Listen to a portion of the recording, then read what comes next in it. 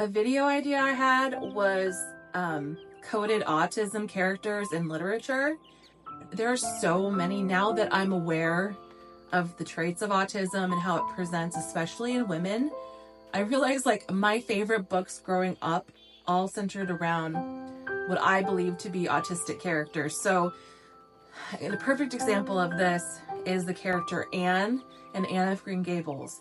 She, I'm 99% sure, is on the spectrum. Why do I think this? Well, for one, she has a very vivid imagination. She lives in her own fantasy world.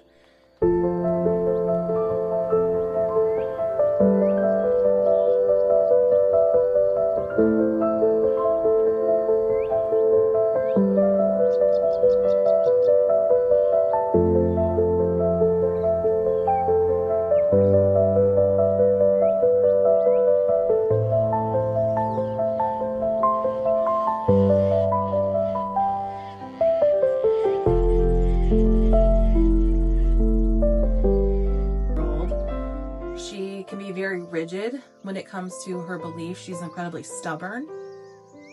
She has a hard time reading social cues, and she has a hard time filtering what she says and thinks. Like whatever she's thinking, she says it for good or bad, and it definitely impacts her relationships, her friendships. It's the reason why it takes her literally, is it 5 books before she actually marries Gilbert, her soulmate in the series? Like it takes her so long to figure herself out, to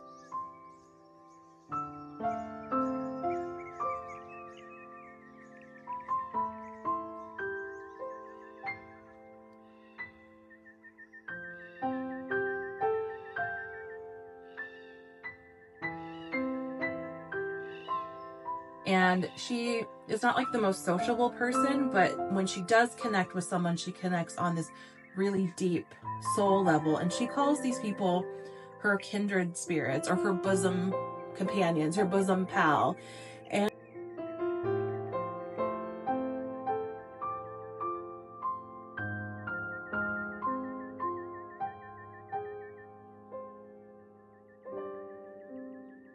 And I really like that idea, that bosom friend. Like she knows, yes, not everyone's going to get her. Yes, she's not for everyone, but the people who take the time to get to know her, the people who are there for her when she's dysregulated, because she does get dysregulated, and she has meltdowns, as we see in the book. She has temper tantrums. She gets very angry sometimes and frustrated when people don't see things from her point of view. Like, for example, Rachel Lynde, her neighbor, she's like the nosy, busybody neighbor who's always up in everyone's business. Her and Anne are notorious for butting heads together whenever they get in the same room, because they're both very stubborn people and very opinionated people. And Anne does not tolerate bullies. Like I kind of admire her for that. She has no problem defending herself, speaking up for herself, to the point where it gets her into trouble. Like she calls out Rachel, because Rachel makes fun of her hair. For one, don't make fun of Anne of Green Gables' hair. She hates being called carrots. That's like her kryptonite. It's what kept her and Gilbert from being together for most of their adult and childhood life, until she got over it, basically. So Rachel insults her hair. Rachel basically calls her homely and insults her gender. The book is set in like the early 1900s. So in Canada, they had an orphan train where orphans were sent to different communities, basically to become farm workers, farm hands. That's why a lot of these families were adopting them. And I know Anne wasn't on a train. She was in an orphanage, but it was the same idea that they wanted to adopt a boy. Marilla and Matthew Cuthbert, they are siblings who are in their 50s or something like that, late 40s, early 50s.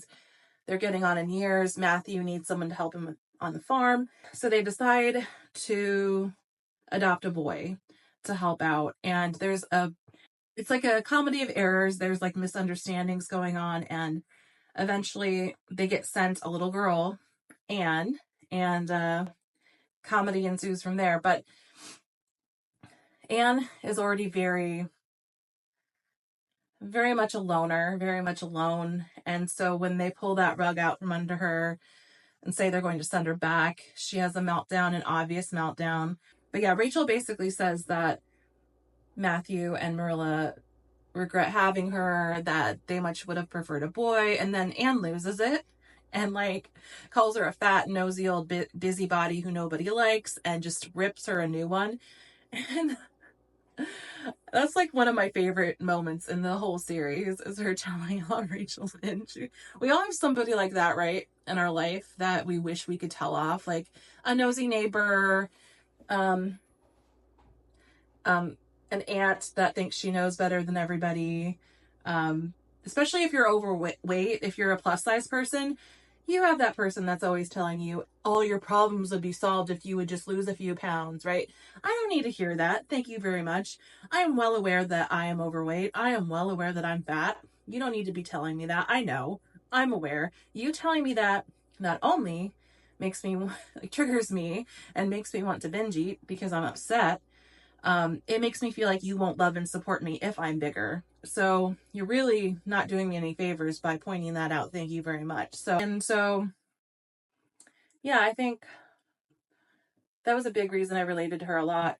That she's so self-conscious, that she has a really hard time with criticism, any kind, even constructive criticism. There's this point in, I think it's Anne of Avonlea, the second book, that Gilbert is walking her home from school. Like, she becomes a teacher in the second book, but he's like walking her home from school, and she had sent in this romance story to a magazine and she was trying to get it published, and it was very much like purple prose. We're talking like very melodramatic purple Victorian prose, and he was trying to give her constructive feedback and say, you should write about what you know, you should write about your own life and not about these fictional characters you don't seem to actually care about. And so he thought he had his heart in the right place and he was helping her, and actually it was good advice, and she ends up taking it eventually. But it's like that PDA in us, right? Like persistent demand avoidance. If someone tells us to do something, what do we do instead? Anything but the thing they tell us to do, even if it's meant well. And so that really hurts her in her life, that she can't take the constructive criticism. She takes it very personally. So that's something I'm trying to work on also. And that's part of like her life lessons, is learning how to deal with that. Not everyone is out to get you because they want to give you constructive feedback. But I do think it should be asked for, though. Like, I'm cool with taking constructive feedback, but like, let me ask for it, you know? Like, if maybe all I want from you that day is just your support, like, I just want you to like listen while I vent.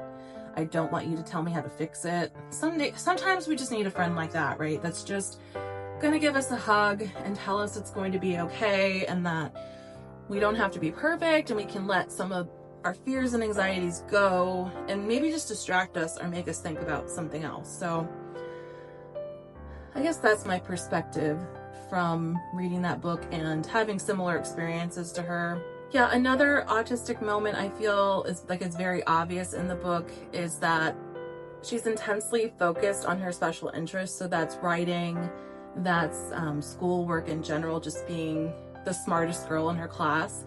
She does it to the exclusion of all else sometimes and loses the balance in her life. So I think that's another reason she works so hard in school, is for that approval, is for that love. And they love her in spite of her imperfections. They actually love her because of them sometimes. She makes them laugh. She brings joy into their house. Like, they're very much like very quiet, very solitary people. Neither of them ever married in their lives. They're siblings, so like they have their sibling relationship and a very few other relationships in their lives. But Anne brings that joy and that passion and that enthusiasm for life, which I think autistic people are good at doing. I think we are good at bringing enthusiasm to situations. I think we are good at getting really excited and hyper about things we love. And I think it can be infectious. I think it can brighten other people's lives. And so that's what I love about Anne as well.